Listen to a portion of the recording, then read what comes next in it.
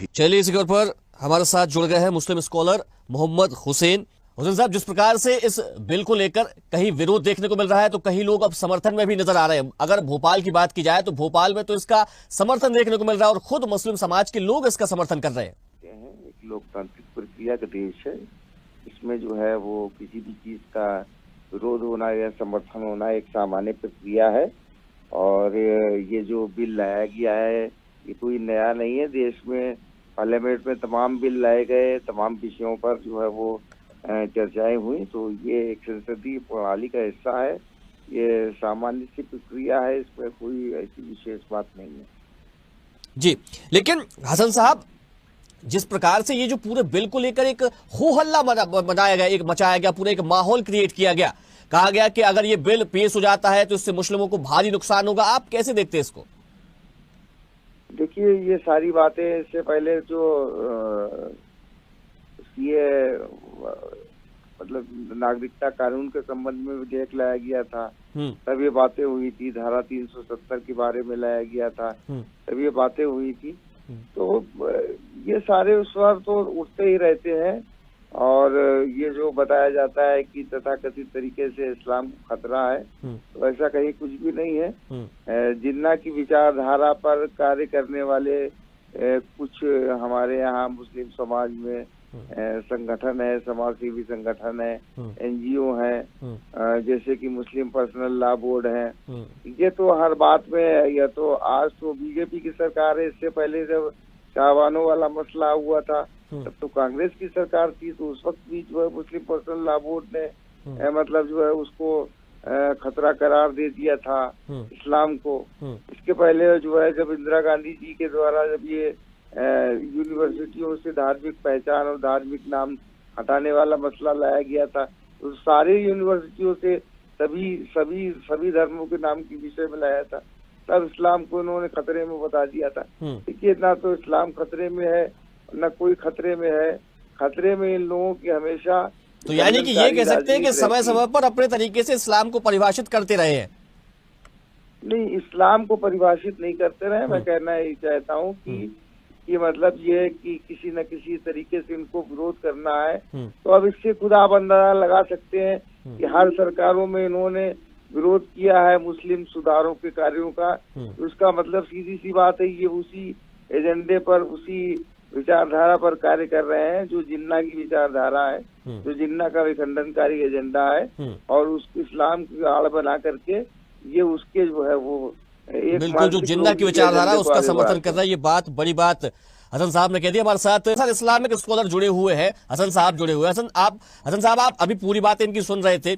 स्वामीनाथन जी कांग्रेस के नेता है, प्रवक्ता है, ये कह रहे हैं कि जिस प्रकार से जो भारतीय जनता पार्टी के जो नेता है वो काटने की बात करते हैं, बांटने की बात करते हैं, समाज में द्वेष की भावनाएं फैलाने की बात करते हैं। लेकिन जब प्रधानमंत्री नरेंद्र मोदी प्रधानमंत्री आवास बनाते हैं, उस योजना के तहत आवास बनाए जाते हैं तो वो मुस्लिमों को दिए जाते हैं। जब सौगात मोदी की बात आती है तो मुस्लिम परिवारों को एक पूरी किट वितरित की जाती है। लेकिन उसके बाद भी इस तरीके की जब बातें होती है और ये विपक्ष के द्वारा लगातार ये प्रचार किया जाता है, ये प्रसारित किया जाता है कि जो केंद्र के नेता है, जो भारतीय जनता पार्टी है, वो मुस्लिम विरोधी है, जबकि ऐसा कभी खुलकर बयान ना तो भाजपा के नेता देते हैं, जबकि प्रधानमंत्री नरेंद्र मोदी खुद कहते हैं कि सबका साथ और सबका विश्वास है। तो ये भाजपा का नेता ही तो बयान देते हैं। हसन साहब, आपसे। जी, देखिए, ऐसा है ना कि अभी जो भी हमारे भाई बैठे हुए हैं स्वामीनाथन जी जो बात कर रहे हैं, तो ये एक राजनीतिक दल के प्रवक्ता है और दूसरे राजनीतिक दल पर ये अपनी बात कह रहे हैं। तो ये तो हमारे, मैं फिर कह रहा हूँ ना, ये तो हमारे देश के में ये परंपरा है कि मतलब जो है राजनीतिक दलों को लोकतंत्र का प्राण कहा गया है।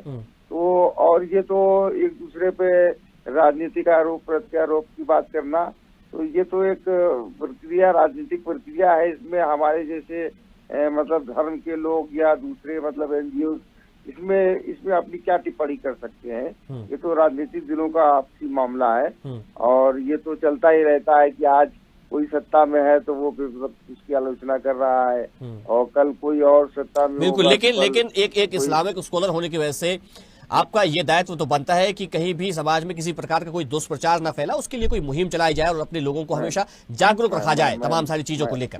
मैं उसी बात पर आ रहा था,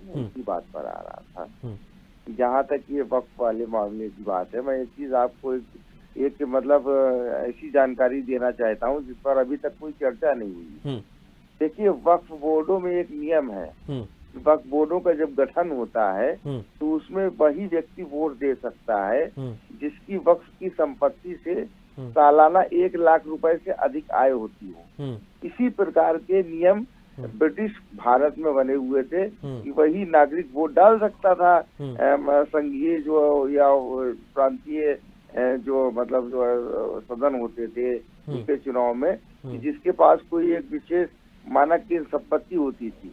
तो आज अगर इस तरीके के जो नियम और कानून बनाने वाली संस्था के विषय में अगर कोई परिवर्तन किया जा रहा है तो इसमें इतनी हाय तौबा की बात नहीं होनी चाहिए। और इसमें जो क्लास आया है, जो अभी मैंने इसको पढ़ा है, ये जो एनजीओ वगैरह जिनके कारण जो है विरोध की, जिन्होंने विरोध की अपील की है और जिनके कारण सारे विरोध की बातें की जा रही है, उनको सिर्फ इस बात पे ऐतराज है कि वक्फ बोर्ड के जो अधिनियम लाया गया है इसमें प्रावधान ये किया गया है कि इसमें डीएम हस्तक्षेप करेंगे और बस उसी बिना पर उन्होंने इस मामले को कह दिया है कि उसमें नॉन मुस्लिम को बीच में जोड़ दिया गया है।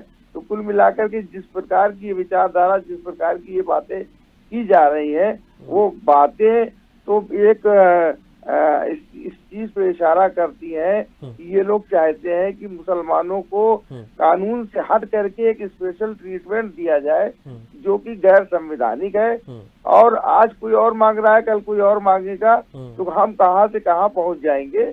लिहाजा इन सब चीजों पर मुस्लिम समाज को जागरूक होना चाहिए। ये जो विधेयक लाया जा रहा है इसमें अभी तक तो ऐसा कोई मसला नहीं है जिससे इस्लाम खतरे में आ रहा हो। हाँ, इस पर राजनीति हो रही है और हमेशा से किसी न किसी विषय पर राजनीति होती रही है, वो एक अलग बात है। बताइए।